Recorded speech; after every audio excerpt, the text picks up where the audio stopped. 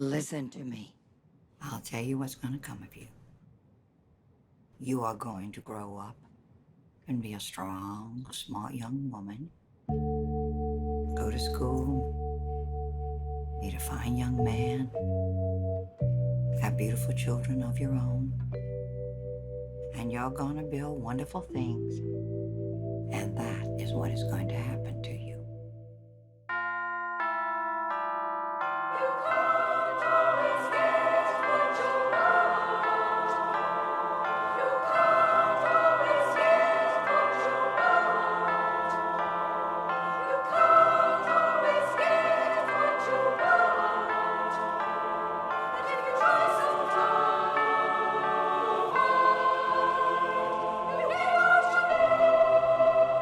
Don't ever think that the world owes you anything, because it doesn't.